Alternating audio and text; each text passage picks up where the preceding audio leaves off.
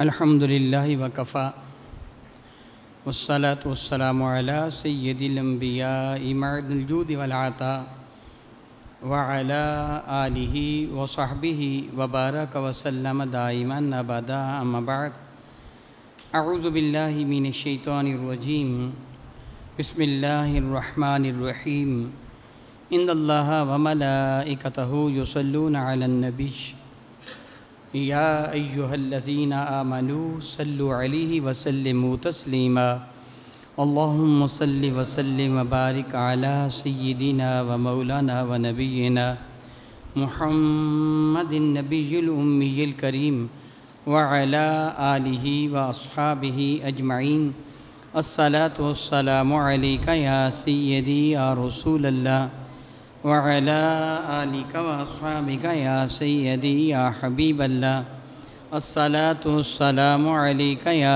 سیدی یا رحمت للعالمین وعلی آلک واصحابک یا سیدی یا سیدی یا سیدی یا شفیع المذنبین۔ نہایت ہی معزز و محترم احباب گرامی قدر، آج محرم الحرام سن 1442 کی پہلی تاریخ ہے، اسلامی سن کا پہلا دن۔ آپ سب کو اللہ رب العزت جل وعلا یہ سال مبارک کرے۔ خلاق کائنات میرے کریم آقا تاجدار اربوجم شفیع معظم رحمت عالم کے وسیلہ جیلہ سے اس اسلامی سال نو کو پورے عالم اسلام کے لیے باعث خیر و برکت بنائے۔ ربی ذوالجلال ایمان والوں کو عزتوں اور عظمتوں سے نوازے، پوری دنیا میں اسلام کے جھنڈے کو سربلندی عطا فرمائے، پوری دنیا پر رحمت نازل فرمائے، بالخصوص مملکت عزیز پاکستان پر اپنی رحمتوں کو نزول فرمائے۔ پوری دنیا کے مظلوم مسلمانوں کو اللہ تعالیٰ اس مبارک سال کی عزت اور عظمتوں کے صدقہ سے پوری دنیا کے مظلوم مسلمانوں کو ظالموں کے پنجے ظلم استبداد سے نجات عطا فرمائے، بالخصوص کشمیر کے، روہنگیا کے، برما کے، بھارت کے، فلسطین کے مسلمانوں کو اللہ تعالیٰ ظالموں کے پنجے ظلم و ستم سے نجات عطا کر آزادی نصیب فرمائے۔ محترمی، آپ اس چیز سے بخوبی واقف ہیں کہ اسلامی سن جب تشریف لے جا رہا ہوتا ہے، ذی الحجۃ المکرم اسلامی سن کا آخری مہینہ ہے، اور جب تشریف لا رہا ہوتا ہے تو محرم الحرام اسلامی سن کا پہلا مہینہ ہے۔ جاتا ہے تو قربانی کا پیغام دے کے جاتا ہے، آتا ہے تو پیغام قربانی لے کے آتا ہے۔ بہت خوب کسی نے کہا کہ جو دیکھی ہسٹری میں نے تو یہ مجھ کو یقین آیا، جسے مرنا نہیں آیا اسے جینا نہیں آیا۔ اسلام تو اپنے دامن میں ایثار اور قربانی ہی کا پیغام پہلے دن سے لے کے آیا ہے۔ سارا زمانہ جانتا ہے، ہر ایمان والے اس بات سے بخوبی واقف ہے کہ میرے کریم آقا تاجدار اربوجم شفیع معظم رحمت عالم صلی اللہ علیہ وسلم نے جب تک اعلان نبوت نہیں فرمایا تھا 40 سال مکہ مکرمہ میں اعلان نبوت فرمانے سے پہلے، اور 13 سال اعلان نبوت فرمانے کے بعد تشریف فرما رہے ہیں۔ وہ 40 سال جو پہلے اعلان نبوت فرمانے سے پہلے میرے کریم آقا گزرے ہیں، اہل مکہ نے میرے کریم آقا کی خاک پاک کو بھی اپنی آنکھوں پہ رکھا ہوا تھا، اور میرے نبی کو دیکھ کر اہل مکہ کوئی بھی کیوں نہ ہو خوشی سے جھوم اٹھتے تھے۔ مشہور واقعہ کہ جب حرم کعبہ کی تعمیر کی جا رہی تھی، حجر اسود کو نصب کرنے کا جب موقع آیا تو ہر شخص، ہر قبیلے کی یہی خواہش تھی، ہر خاندان اسی بات کا متمنی تھا کہ یہ شرم میرے حصہ میں آئے کہ حرم کعبہ کی دیوار میں حجر اسود کو میں نصب کروں۔ بات کچھ تو خون پہ پہنچی، تلواریں نکل آئیں، نیزے تن گئے۔ ڈر تھا کہ مکہ مکرمہ کے گلی کوچو بازار خون سے نہا جائیں گے، نہ جانے کتنی سہاگنیں بیوہ ہو جائیں گی، کتنی مائیں اپنے لخت جگر کو پیٹیں گی، کتنے بچے یتیم ہو جائیں گے، کس قدر بہنیں رول جائیں گے، کتنے لوگ خاک و خون میں تڑپیں گے۔ بالآخر چند صاحب فہم و شعور لوگوں نے ایک مشورہ دیا، لڑائی نہ کرو، یوں کرو، آج رات ہم بڑے بڑے صنادید مکہ کے بڑے بڑے چودھری دانا قسم کے لوگ آج رات ہم حرم میں گزاریں گے، صبح دیکھیں گے کہ طلوع فجر کے بعد یعنی سحری کے وقت کے بعد سب سے پہلے جو بندہ صحن حرم میں قدم رکھے گا وہ جو فیصلہ کر دے گا اس کے فیصلے کو قبول کر لو. وہ خود حجر اسود کو رکھ دے، وہ کسی سے رکھوا دے، جو فیصلہ کر دیں فیصلہ قبول کر لینا. اب سارے کے سارے مکہ کے باشندوں کی یہ تمنا تھی میرے قبیلے کا فرد پہلے جائے، میرے قبیلے کا فرد پہلے جائے. یہ لوگ جو مکہ مکرمہ کے صنادید مکہ، مکہ کے چودھری تھے، بڑے بڑے لیڈر تھے، سیاستدان کہہ لیں، بیوروکریٹ کہہ لیں، ان کو جو آپ کا جی چاہے آپ ان کو کہہ لیں. یہ صحن حرم میں ساری رات بیٹھے اس چیز کے منتظر تھے کہ طلوع فجر کے بعد سب سے پہلا کون شخص ہے جو صحن حرم میں قدم رکھتا ہے. طلوع فجر کے بعد سب سے پہلے جس ذات بابرکات نے صحن حرم میں قدم رکھا وہ میرے نبی تھے صلی اللہ تعالیٰ وبحمدہ دائماً ابدا. رسول رحمت کو دیکھ کر یہ مکہ کے سارے چودھری بالاتفاق چلا اٹھے تھے الحمدللہ جال امین و صادق. ساری کی ساری تعریف رب کائنات کے لیے ہے، وہ شخص آیا ہے جو صادق بھی ہے اور امین بھی ہے. اور حضور نے جو فیصلہ فرمایا تھا زمانہ اش کر اٹھا تھا. یہ میں نے اشارہ صرف اس لیے کیا، دیکھیے میرے نبی کو رب کائنات نے اہل مکہ کی نظر میں کتنی عزت عطا فرما کی تھی، کس قدر عظمت سے نوازا تھا میرے نبی کو اہل مکہ کی نظر میں. لیکن جب میرے نبی نے اعلان نبوت فرمایا 40 سال کے بعد اعلان نبوت فرمایا تو وہ لوگ جو کل تک میرے نبی کے راستے میں اپنی آنکھیں بچھاتے تھے اب کانٹے بچھانے لگے. وہ چچا جس نے میرے نبی کی ولادت پر اپنی لونڈی سویبہ کو آزاد کر کے یہ کہا تھا تو نے مجھے میرے بھتیجے کی ولادت کی خوشخبری سنائی ہے یا میری جانب سے تو آزاد ہے، وہ چچا جو کل ولادت باسعادت کی خوشی میں اپنی لونڈی کو آزاد کر رہا تھا آج وہی چچا ابو لہب جان کا دشمن بن گیا. وہ اہل مکہ جو ان کے فیصلے کو سر تسلیم خم کر کے مار رہے تھے ان کے ساتھ سوشل بائیکاٹ کر دیا. 3 سال تک شعیب ابی طالب میں یہ معصور رہے. بچے بھوک کے لیے بلک بلک کر ہوتے تھے، پانی کی بجائے معاذ اللہ تعالیٰ اونج تک نچوڑ کے پینے کی کوشش تک کی گئی، چمڑے تک کھانے کی کوشش کی گئی، سوشل بائیکاٹ کر لیا گیا 3 سال تک کے لیے. گویا اسلام کی ابتدا ہی قربانی کی تمنا کرتی ہے. میرے نبی نے اللہ نے نبوت فرمایا اور آپ جانتے ہیں کہ کفار مکہ نے ایمان والوں پر کس قدر ظلم و ستم کے پہاڑ توڑے، کتنی زیادتیاں کی. گویا اسلام اپنے دامن میں احسار اور قربانی کا سبق لے کے آتا ہے. ایسے ہی مسلمان اپنے آپ کو کہلوا لینا کوئی کمال کی بات نہیں ہے، اسلام کے لیے قربانی دینا پڑتی ہے. اور اس کے لیے بندے کو ایک ایمان والے کو ہمہ وقت تیار رہنا چاہیے. آپ جانتے ہیں، آپ یہ جانتے ہیں، بخوبی جانتے ہیں 5 وقت نماز کا ادا کرنا بھی ایک قربانی ہے. تجھے اپنا وقت بھی قربان کرنا ہوگا، اپنی ثروت بھی قربان کرنا ہوگی، پاک صاف لباس پہننا ہوگا اور تجھے اپنے رب کے حضور سجود ہائے نیاز بھی ادا کرنے ہوں گے. تو یہ بھی جانتا ہے کہ اپنے مال سے بھی تجھے زکوٰۃ کی شکل میں قربانی دینا ہوگی. تجھے پتہ ہے اپنے بدن کی قربانی روزے کی شکل میں تو دیتا ہے، تجھے پتہ ہے اپنے وطن کی قربانی حج کی شکل میں تو دیتا ہے. تجھے اسلام نے قربانی تو سے مانگی ہے، درجہ اسی کا بلند ہے جس کے عمل میں اخلاص کی دولت ہے. اگر اخلاص کی دولت نہ ہو تو پھر دامن میں کچھ بھی نہیں ہے، پھر منافقت ہے، نفاق ہے. اگر ایمان کی دولت، اخلاص کی دولت ہے پھر درجے اتنے بلند ہو جاتے ہیں کہ تو قدم اٹھاتا ہے تو اللہ کے فرشتے اپنے پر تیرے پاؤں تلے پھیلا دیتے ہیں. پھر تجھے یہ عزت و عظمت میسر آتی ہے اگر تیرے دامن میں اخلاص ہوتا ہے.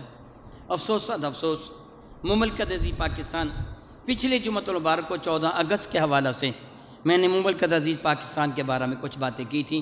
الحمدللہ تعالیٰ ثم الحمدللہ تعالیٰ ہمیں رب کائنات جل وعلا کی عطا فرمودہ اس نعمت پر اپنے رب کا شکر ادا کرنا چاہیے. خلاق عالم نے بہت احسان فرمایا، بہت بڑا احسان فرمایا. ہمیں ایک آزاد خطہ ایسا عطا فرما دیا کہ ہم کھلے دل سے اپنے اوپر نظام مصطفیٰ کا نفاذ کر سکتے ہیں. اپنے گھر ہی نہیں، اپنے محلے ہی نہیں، چاہیں تو ملک میں نظام مصطفیٰ کا نفاذ کر سکتے ہیں. مگر ایک افسوسناک حقیقت جس کا انکار نہیں کیا جا سکتا، ہر بندہ اس کی تسلیم کرتا ہے. بطور مثال میں عرض کرتا ہوں، پاکستان کی نیشنل اسمبلی میں سید عمران شاہ نامی ایک شخص ہے جو معزز ممبر ہیں اسمبلی کے فلور پر سپیکر کو مخاطب کرتے ہوئے چند باتیں کہیں جو یہ سوشل میڈیا میں بھی وائرل ہو چکی ہیں اور میں نے بھی وہیں سے سنا۔ سید عمران احمد شاہ صاحب نے اسمبلی کے فلور پر یہ بات کہی کہ پاکستان مملکت پاکستان میں جو عدالتی نظام ہے نہایت ہی فرسودہ نظام ہے، نہایت ہی فرسودہ نظام ہے۔ اگر اس نظام کو صحیح کر لیا جائے تو معلوم نہیں کتنے فتنوں کا سد باب ہو سکتا ہے۔ یہ بات حقیقت پر مبنی ہے، غلط نہیں ہے، اس کی تائید خود سپیکر نے بھی کی تھی۔ انہوں نے بتایا کہ یہ جو آج تازہ بتا تھا کچھ عرصہ قبل کرنٹ ایشو ہے کہ پشاور کی ایک کچہری میں ایک غازی نے، نومر غازی نے ایک مرتد کو واصل پہ جہنم کیا۔ اب جانتے ہیں نا، میں تہہ دل سے اسے خراج تحسین پیش کرتا ہوں۔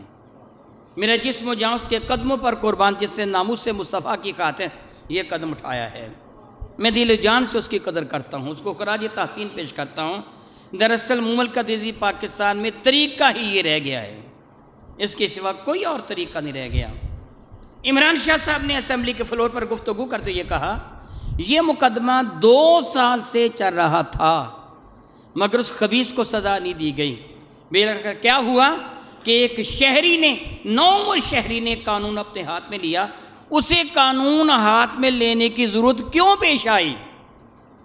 انہوں نے کہا کہ تاریخی حقیقت ہے کہ مملکت پاکستان میں سن 1987 سے لے کے سن 2017 تک، 1987 سے لے کے سن 2017 تک 1500 گستاخوں کے خلاف رپورٹیں درج ہوئی ہیں۔ C-295 کے تحت 1500 کیس رجسٹرڈ ہوئے ہیں، اور یہ نہایت ہی حیران کن حقیقت ہے کہ ایک بھی مجرم کو سزا نہیں دی گئی۔ 1500 کیس ہوئے ہیں، ایک بھی مجرم کو سزا نہیں دی گئی۔ پھر عوام اپنے ہاتھ میں قانون نہ لیں گے تو اور کیا کریں گے؟ یہ پاکستان میں یہ سب کو موجود ہے کہ اتنے مقدموں میں ایک بھی مجرم کو سزا نہیں ملی، اور جن کے خلاف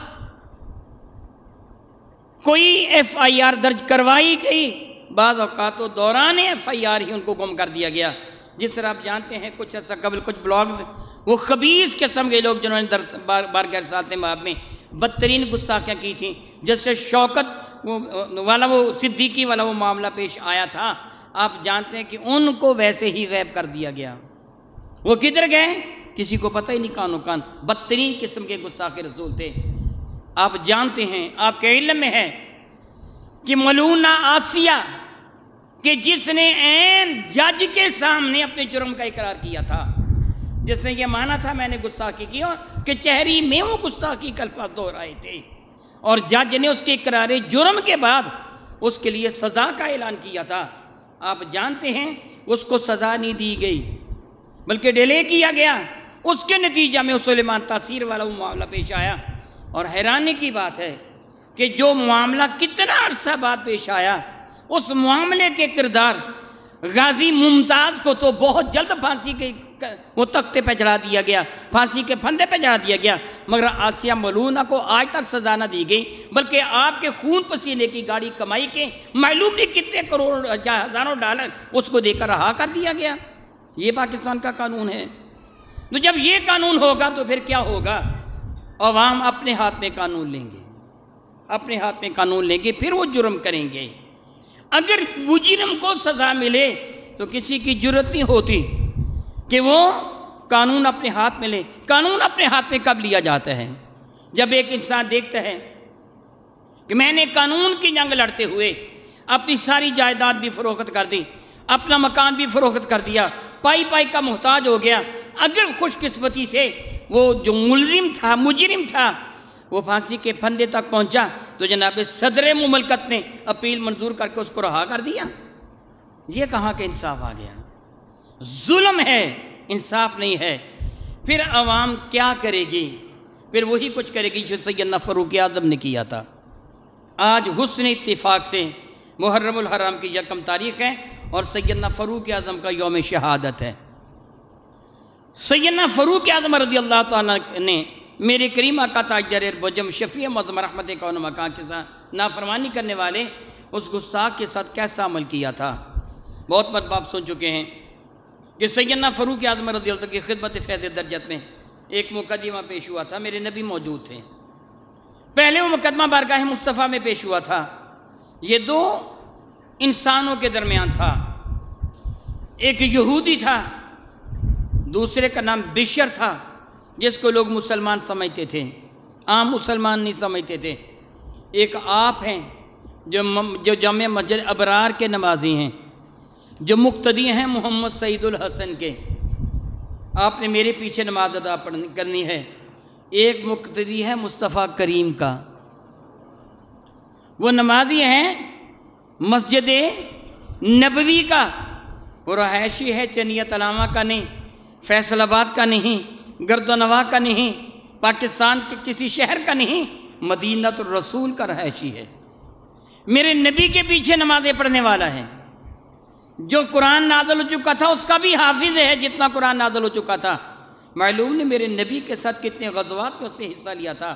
نام اس کا بشر تھا، اس کا یہودی سے جھگڑا ہو گیا تھا، میرے نبی کے دربار مقدمہ سے یہ مقدمہ آیا تھا۔ یہودی سچا تھا، میرے نبی نے ہمیشہ سچے کا ساتھ دیا ہے، ڈنڈی نہیں ماری ہے، جو سچا ہے ہمیشہ اسی کا ساتھ دیا۔ یہودی کے حق میں فیصلہ ہو گیا۔ یہ بشر کہنے لگا یہودی کو، چلو کسی اور سے بھی پوچھ لیتے ہیں۔ یہودی نے کہا جب تیرے نبی نے فیصلہ میرے حق پہ دے دیا، کسی اور کے پاس جانے کی ضرورت کیا ہے؟ بشر کہنے لگا حرج بھی کیا ہے؟ یہودی کہنے لگا چلو چلے چلتے ہیں، میں سچا ہوں۔ حضرت سیدنا صدیق اکبر کے پاس آئے، علامہ ابن کثیر نے یہی نقل کیا ہے۔ صدیق اکبر کے پاس آئے اور آ کے اپنی کہانی سنائی۔ صدیق اکبر نے کہانی سن کر فرمایا جو فیصلہ میرے نبی نے فرمایا وہی فیصلہ ابو بکر کا ہے، جاؤ چلے جاؤ۔ دونوں چل پڑے۔ اب وہ یہودی کہنے لگا اب تو نے مان لیا نا کہ میں سچا ہوں، فیصلہ تیرے نبی نے میرے حق میں دیا، ابو بکر نے میرے حق میں دیا۔ اس بشر کی بدبختی کہنے لگا چلو عمر کے پاس بھی چلتے ہیں، چلتے چلتے۔ یہودی نے کہا ضرور کیا ہے؟ کہنے لگا وہاں ضرور جانا ہے۔ تو اب یہ حضرت عمر کے پاس آ گئے۔ حضرت عمر کی شان کیا ہے آپ جانتے ہیں؟ حضرت عمر کا لقب کیا ہے بھلا بتا دیجئے، بلند آواز سے کہیے، بلند آواز سے۔ فاروق کیا لقب ہے؟ فاروق کا معنی کیا ہوتا ہے؟ فرق کر دینے والا، جدا جدا کا دینے والا، علیحدہ علیحدہ کا تفریق کا دینے والا۔ فارق فاعل کے وزن پر ہے۔ یہ کوئی اتنا اعلیٰ لقب تو معلوم نہیں ہوتا۔ آپ کسی کو کہو تو جدا جدا کر دینے والا ہے، علیحدہ علیحدہ کر دینے والا ہے، تو فریق کر دینے والا ہے۔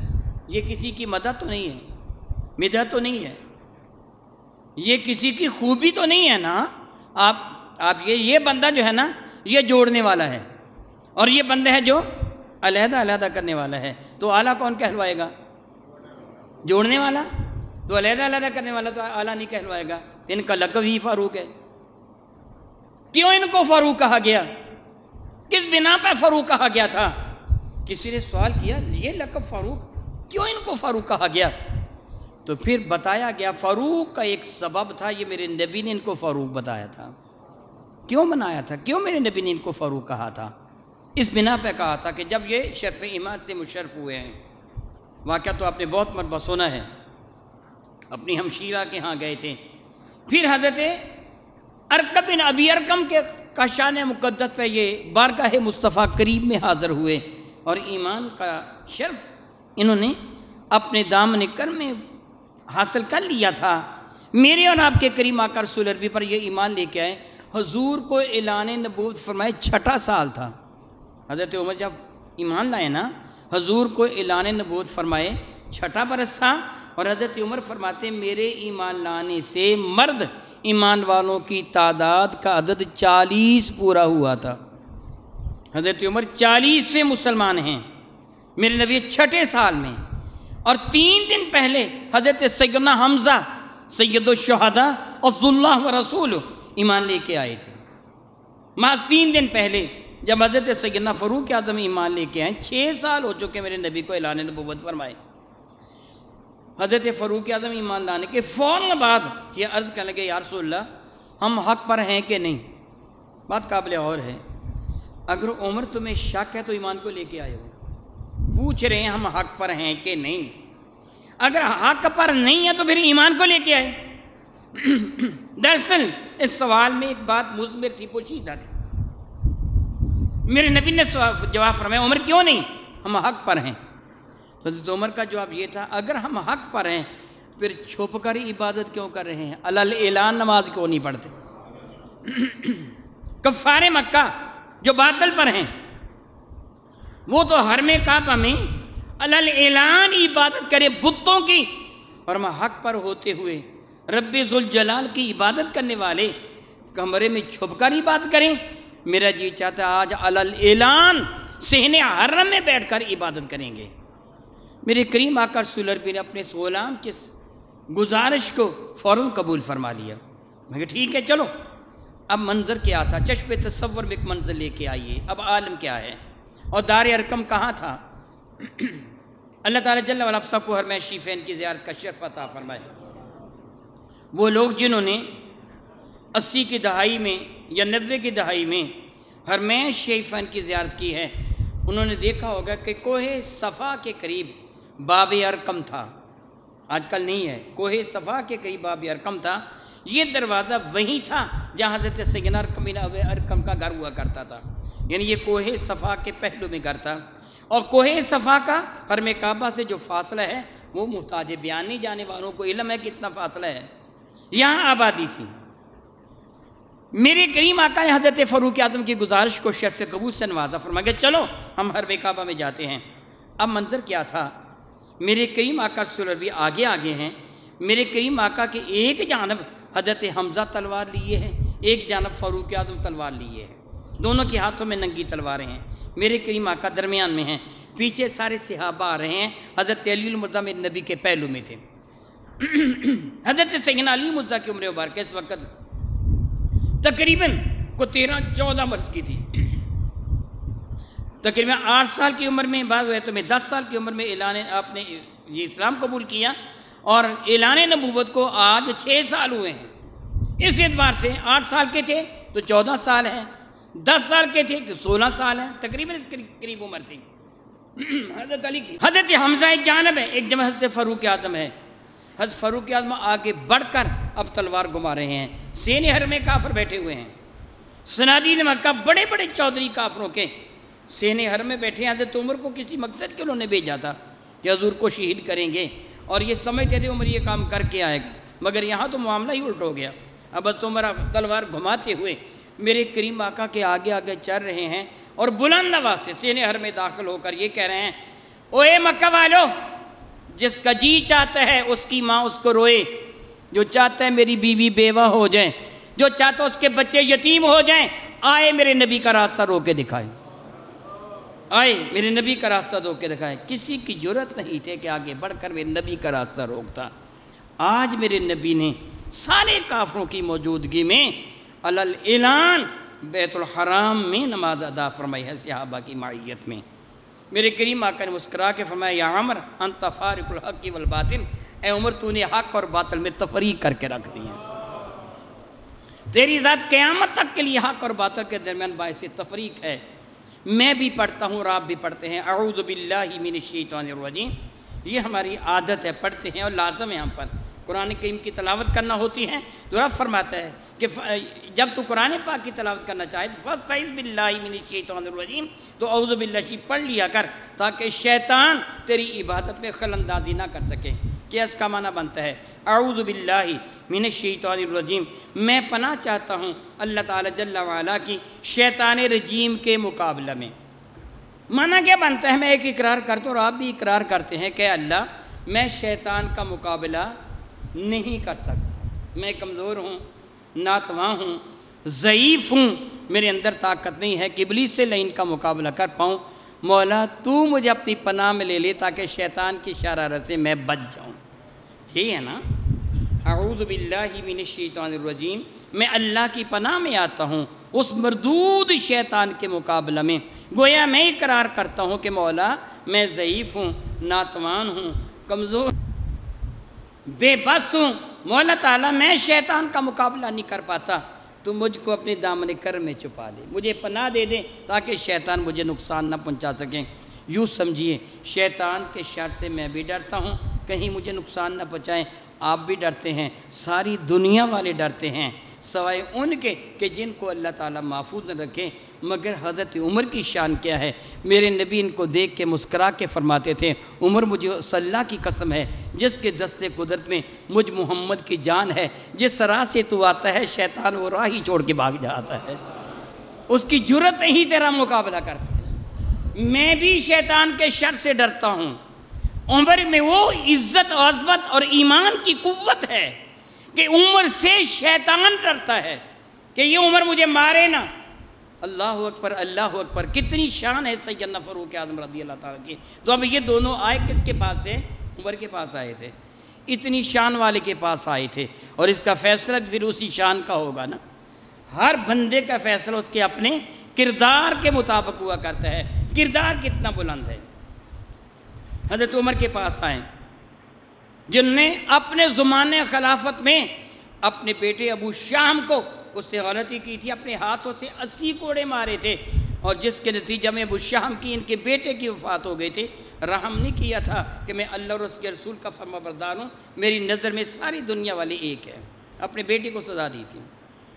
یہ تو کسی کی حمایت نہ کرتے تھے، یہ جو ڈنڈی نہ مارتے تھے۔ حضرت سیدنا فاروق اعظم کے پاس وہ معاملہ آیا، دروازہ کھٹکھٹایا، سیدنا فاروق اعظم باہر تشریف لائے تو یہ دونوں کھڑے تھے، بشر نامی وہ شخص جو بظاہر مسلمان تھا اور وہ شخص دوسرا یہودی، یہ دونوں دروازے پر کھڑے تھے۔ تو آپ نے فرمایا ہاں بتاؤ کیا بات ہے؟ تو یہودی کہنے لگا عمر بات یہ ہے میرے اور اس کے درمیان ایک تنازع تھا، ایک جھگڑا تھا، تیرے نبی کے پاس ہم دونوں گئے ہیں، تیرے نبی نے میرے حق میں فیصلہ دے دیا، اور اس کا خیال ہے کہ فیصلہ دوبارہ ہونا چاہیے، تو ہماری بات سن لے۔ میں بات نہیں سناتا، اسے کہے یہ بات سنا دے، یہ مسلمان ہے، تیرا ہم مذہب ہے، اسے کہے یہ بات سنا دے، پھر اس کی بات سن کر جو تو فیصلہ کرے گا، میں نے پہلے بھی قبول کیا، ابو بکر کا بھی قبول کیا، تیرے نبی کا بھی قبول کیا، تیرا فیصلہ بھی قبول کر لوں گا۔ حضرت عمر نے بات نہیں سنی، یہ نہیں فرمایا اچھا سناؤ کہانی کیا ہے، نہیں کوئی کہانی نہیں سنی، میں کہ ٹھہرو میں ابھی آتا ہوں۔ انہوں نے خیال کیا شاید کوئی ضروری کام اندر گئے ہوں گے، پھر آ کر ہماری بات سنیں گے، اس کے بعد فیصلہ دیں گے۔ مگر چند لمحوں کے بعد فاروق اعظم باہر آئے تو ہاتھ میں تلوار تھی، آتے ہی اس منافق کی گردن اڑا دی، قتل کر دیا۔ یہودی کو کچھ نہیں کہا، وہ بھاگم بھاگ میرے نبی کے دربار میں آیا اور شور مچاتا ہوا کہہ رہا تھا کہ اے ابو القاسم، یہودی میرے نبی کا نام نہیں لیتے، ابو القاسم کہتے تھے، اے ابو القاسم عمر نے میرے ساتھی کو قتل کر دیا، اب میری باری تھی، میں جان بچا کے بھاگا ہوں۔ عمر اسے قتل نہ کرتے، کبھی بھی قتل نہ کرتے، کیونکہ اس نے انکار نہیں کیا تھا، انکار کرنے والا وہ تھا جو خود کو مسلمان کہلواتا تھا۔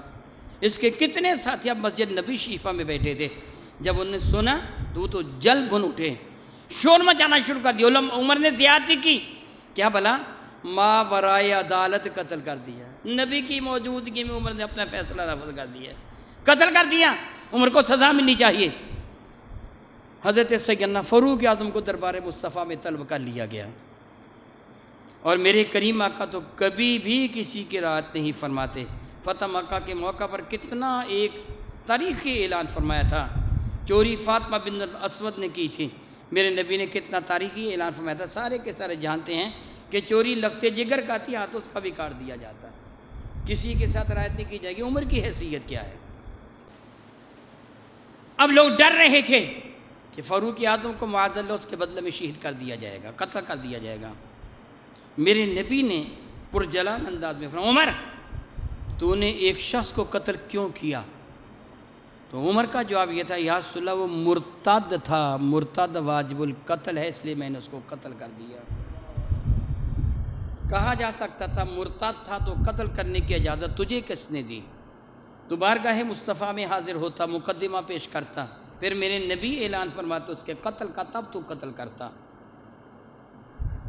فاروق اعظم نے عرض کیا یا رسول اللہ مرتد تھا، منافقین نے شور مچا دیا، عمر جھوٹے ہیں، معاذ اللہ تعالیٰ معاذ اللہ تعالیٰ، مرتد نہیں تھا، صادق الایمان تھا، کوئی کہہ رہا تھا میرے پہلو میں کھڑے ہو کر نماز پڑھتا تھا، کوئی کہہ رہا تھا وہ روزے بھی میرے ساتھ رکھا کرتا تھا، کوئی کہہ رہا تھا اتنا قرآن اسے حفظ تھا۔ اب اس کی تعریف و ثنا کے پل باندھے جا رہے تھے اور ثابت کیا جا رہا تھا وہ مخلص مسلمان تھا جس کو حضرت عمر نے قتل کیا۔ حضرت عمر کے پاس اس کے مرتد ہونے کا ثبوت کیا تھا؟ میرے نبی نے اس سے سوال فرمایا تیرے پاس ثبوت کیا ہے اس کے مرتد ہونے کا؟ حضرت عمر نے عرض کیا یا رسول اللہ، اس نے آپ کے فیصلے کا انکار کیا تھا، اس نے آپ کے فیصلے کا انکار کیا تھا، مگر صورتاً کیا تھا؟ میں آپ سے سوال کرتا ہوں، آپ بتائیے جو میں نے گفتگو کی ہے اس گفتگو سے یہ ثابت ہوتا ہے کہ اس نے حضرت عمر کو یہ کہا ہو کہ میں تیرے نبی کے فیصلے کو نہیں مانتا؟ یہ جملہ تو اس نے کہا ہی نہیں تھا۔ اس سے تو یہ کہا تھا کہ ہماری بات سن کر جو مناسب فیصلہ ہے کر دو۔ منافقین نے کہا اس سے تو انکار ہی نہیں کیا تھا۔ کیا ابو بکر کے پاس نہیں گیا تھا؟ وہ کہانی نہیں سنائی تھی؟ تو ابو بکر نے کیا کہا تھا؟ جو نبی کا فیصلہ وہی میرا فیصلہ۔ تو عمر بھی سن کر یہی کہہ دیتا، عمر نے تو بات بھی نہیں سنی، قتل کر دیا۔ وہ منافق نہیں تھا، وہ مخلص مومن تھا۔ عمر نے ایک ایمان والے کو قتل کیا، اور جو ایمان والے کو قتل کرے اس کا بدلہ قتل ہے۔ کتب علیکم القصاص فی القتل الحر بالحر والعبد بالعبد۔ قرآن کریم نے واضح طور پر اعلان کر دیا ہے کہ قاتل کو بدلے میں قتل کیا جائے گا۔ لواکین اگر دیت لے کر خون بہا لے کر راضی ہو جائیں تو ٹھیک ہے، وگرنہ قتل کیا جائے گا۔ اب مصطفیٰ کریم کا فیصلہ کیا ہوتا؟ حضرت عمر کے پاس کوئی گواہ تھا؟ حضرت عمر تنہا تھے نا، میں میری بات سمجھ رہے ہو نا؟ جب تم اپنے گھر سے نکلے گواہ لے کے نکلے تھے، اور ادھر منافق اور یہودی دو، یہودی گواہی دے رہا تھا، حضرت عمر کے پاس کوئی گواہ نہیں ہے، منافق اس کے ایمان کی گواہی دے رہے تھے، بڑھ چڑھ کر قسمیں اٹھا رہے تھے۔ ایک اصول ہے عدالت کا، یہ اسلام کا اصول ہے، مدعی کے ذمہ گواہ پیش کرنے ہیں۔ بطور مثال یہ میرا چشمہ ہے، میری اینک ہے، میں کہوں یہ اینک میری، بطور مثال میں نے ان کو دیکھا، ناصر صاحب کے پاس میری اینک ہے، میں نے کہا یہ اینک میری ہے، انہوں نے کہا نہیں یہ اینک میری ہے۔ اب میں نے دعویٰ کیا میں مدعی ہوں اور یہ مدعا علیہ ہیں کہ ان کے خلاف میں نے دعویٰ کیا ہے۔ قاضی مجھے سوال کرے گا، جج مجھے کہے گا کہ آپ کے پاس گواہ کون ہے کہ یہ اینک آپ کی ہے اور آپ نے فروخت نہیں کی، آپ نے کسی کو ہبہ نہیں دی، تحفہ نہیں دیا، یہ اینک آپ کی، ثابت کرو۔ میں گواہوں سے ثابت کروں گا یہ اینک میری ہے۔ اگر میں گواہوں سے ثابت نہ کر سکوں پھر جج کا روئے خطاب ان کی جانب ہوگا، تم قسم اٹھا لو کہ یہ اینک میری ہے۔ مدعی کے ذمہ کیا ہے؟ گواہ۔ مدعی کے ذمہ گواہ ہیں، مدعا علیہ گواہ نہیں پیش کرے گا، مدعا علیہ کا فیصلہ قسم پر ہو جائے گا۔ یہ قسم اٹھانے کے اینک میری ہے، اب فیصلہ کر دیا جائے گا۔ اب مدعی کون تھے بھلا؟ منافق۔ اور مدعا علیہ کون تھے؟ حضرت عمر۔ حضرت عمر کے خلاف دعویٰ ہے نا، اب ان کو قسم لینی ہے نا، انہوں نے قسم نہیں دینی۔ کیوں نہیں دینی ہے قسم؟ کہ وہ مدعی تو ثابت کر چکے ہیں کہ عمر نے قتل کیا، عمر تو انکار کر ہی نہیں رہے۔ اب عمر یہ دعویٰ کر رہے ہیں کہ یہ بندہ ایمان والا نہیں تھا۔ اب عمر کے پاس اس کے بے ایمان ہونے کا کوئی گواہ ہے نہیں ہے، کوئی گواہ ہے نہیں جو یہ کہے سے انکار کیا تھا، کوئی بھی گواہ نہیں ہے۔ قریب تھا کہ میرے نبی عمر کو سزا دے دیتے کہ رب کائنات نے جبریل کو گواہ بنا کے بھیج دیا، جبریل جاؤ میں رب گواہی دیتا ہوں۔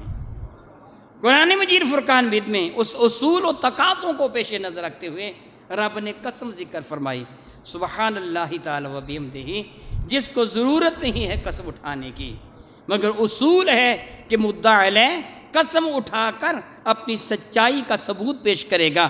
رب کائنات نے قسم اٹھائی، سورۃ النساء کی برکہ نازل فرما دی۔ رب کریم فرمایا جبریل جاؤ جا کے کہہ دو۔ رب کریم فرماتا فلا وربک لا یؤمنون، رب فرماتا محبوب مجھ کو تیرے رب کی قسم یہ بے ایمان ہیں، یہ ایمان والے نہیں ہیں، حتی یحکموک، جب تو یہ تجھے اپنا آقا نہیں تسلیم کر لیتے، اپنا حاکم نہیں مان لیتے، اور ثم لا یجدوا فی انفسہم حرجا مما قضیت، جو بھی تو فیصلہ کر دے ان کے دل میں کوئی ٹیڑھا پن نہ آئے تب ایمان والے ہیں، وگرنہ یہ مرتد ہیں۔ میرے قریب مسکرا دیے، فرمایا کہ عمر تیری سچائی کی گواہی رب کائنات نے دے دی، جا میری جانب سے تو بری ہے۔